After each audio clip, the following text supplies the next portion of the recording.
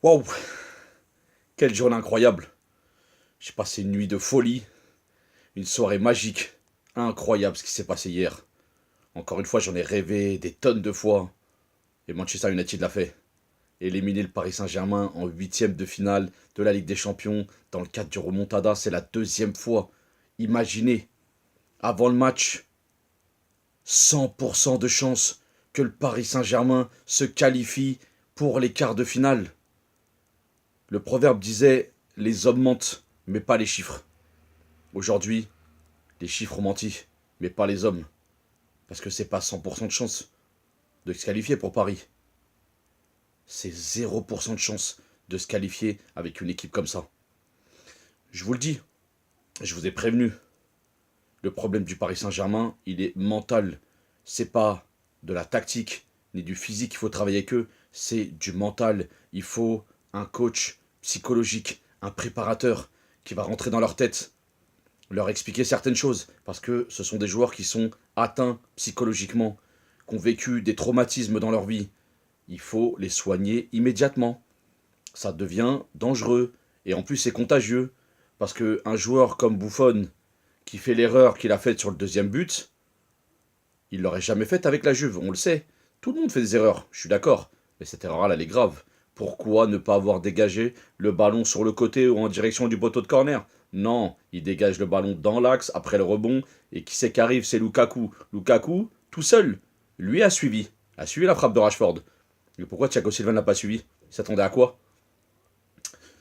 Trop d'erreurs. Maintenant, on passe à l'analyse du match. Honnêtement, si j'analyse le contenu du match, déjà je vais commencer par la possession. Paris a eu 77% de la possession du ballon contre 23% Manchester United.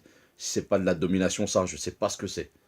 Domination stérile, oui et non. Parce qu'il y a quand même deux ou trois occasions pour le Paris Saint-Germain. Non converti. Si je fais le résumé du match, Kerrer, ce qu'il fait, c'est inadmissible. Première minute, relance dans l'axe. Thiago Silva qui n'est pas positionné. Pourquoi tu ne fais pas une relance à Gigi Buffon? Pourquoi? Dis-moi pourquoi. Il aurait dégagé le ballon, vous auriez fait remonter le bloc, respirer un peu plus. Mais pas comme ça.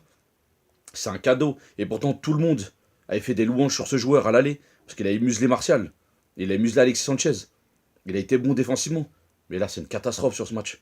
Catastrophique. Ensuite, j'en ai parlé de Buffon, de l'erreur qu'il fait sur le deuxième but. C'est indigne de lui. C'est tous les faits de match. Toutes les circonstances du match ont été faites de telle façon à ce que Paris perde et ne se qualifie pas. C'était étrange. C'était étrange. Même le penalty. Alors, après l'interprétation sur la main, pas main, quoi que ce soit, je vous rappelle que c'est le Paris Saint-Germain qui a demandé l'instauration de la VAR en Ligue des Champions pour avoir été pénalisé et lésé à plusieurs reprises dans le passé, soi-disant. Là, on l'a mise. Pourquoi vous voulez pas qu'on l'utilise? Ah, parce que c'est contre vous. Donc du coup, ça fonctionne pas dans les deux sens. Faut savoir ce que vous voulez, les gars. Ou il y a la VAR pour tout le monde, ou il y a la VAR pour personne. Moi, je suis pas fan de la VAR. Je vous l'ai déjà dit dès le départ. Les erreurs font partie du football. Mais là, il y a main, elle est dans la surface, elle est décollée du sol. Certes, il est de dos.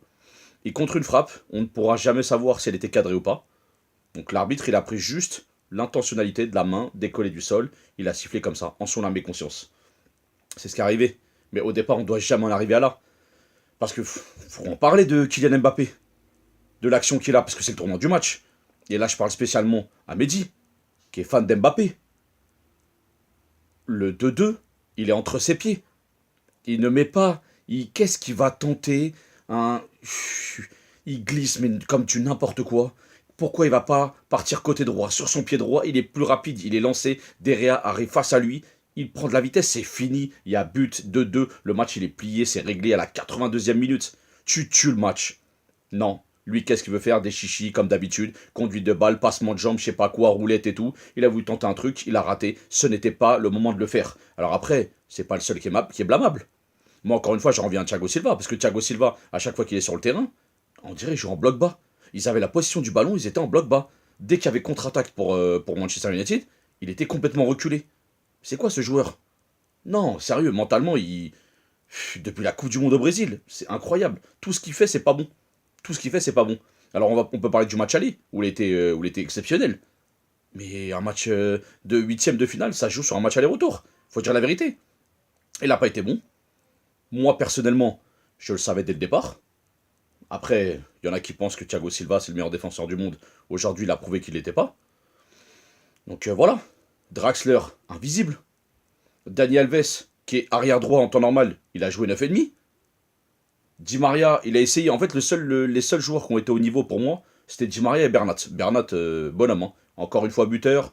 Parce que moi, je me suis dit, à un partout, c'est le même scénario que la remontada contre le Barça, hein. À un partout, le match il est plié, c'est fini, il faut en mettre deux derrière, voilà. Bah, là, c'était pareil. Quand Cavani marque le jour de la remontada du Barça, c'est exactement la même chose. À 3-1, c'est plié, tu te dis pas, ils vont mettre 3 buts. Voilà, c'est pareil. Ils ont eu zéro occasion. C'est des cadeaux qui ont été faits de la part du Paris Saint-Germain. Mais c'est des cadeaux qui ont été faits sous la pression. Donc ça veut dire que les joueurs ne savent pas gérer la pression. Donc ou tu changes tous les joueurs, ou tu changes l'atmosphère. Donc voilà. Moi je reviens sur le fait que le Paris Saint-Germain, c'est un club,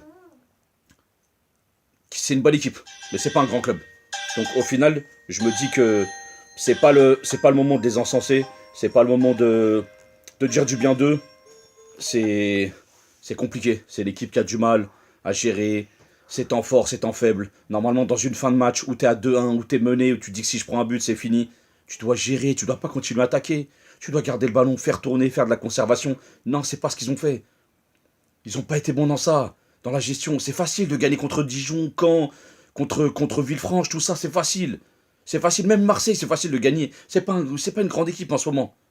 Donc, je me dis que Paris, s'ils veulent un jour franchir ce cap-là, ça va être dur, hein. Ça va être dur, mais il va falloir changer beaucoup, beaucoup de joueurs. Pas un seul, pas deux. C'est bien beau de dépenser des milliards. Ils ont dépensé 400 millions pour Mbappé, pour Neymar. Neymar était même pas sur le terrain. Mbappé n'a pas été bon. Cavani, il était. Pourquoi? Qu'est-ce qu'il a attendu Tourelle? Parce que Tourelle aussi, il faut en parler. Qu'est-ce qu'il a attendu pour faire rentrer Cavani? Fais-le rentrer à 2-1, et c'est un point de fixation. C'est un mec qui va peser sur la défense. Non, tu le fais rentrer quand ils prennent le penalty. C'est trop tard. Ça y est. Après, il faut féliciter Manchester United. Ils avaient un plan, ils l'ont mis en place. Ils se sont dit, on ouvre le score au début, on va leur mettre un peu la panique, c'est ce qui s'est passé. Ils ont leur mis un deuxième, on leur met la panique, et on attend le dernier quart d'heure, le Fergie Time, comme d'habitude, pour faire l'exploit. C'est ce qui s'est passé. Ok, il y a eu des faits de jeu, mais c'est ce qui s'est passé. Ils ont joué avec des U17, United. Paris Saint-Germain a perdu contre des U17. C'est incroyable quand même, non? Moi, personnellement, moi, je serais traumatisé à vie. Franchement, je suis Marquinhos ou Thiago Silva ou quoi, je suis à deux doigts d'arrêter le football. C'est hyper dur psychologiquement. Faut s'en remettre, hein.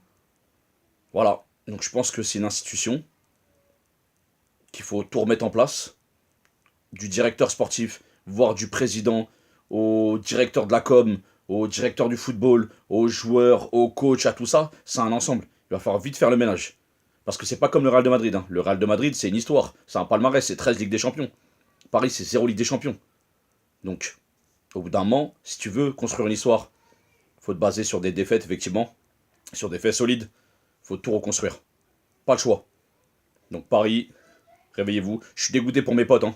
Supporters du Paris Saint-Germain, je suis dégoûté pour vous, hein. Que ce soit des ultras ou des fidèles, même des footix qui supportent depuis le Qatar qu'est là.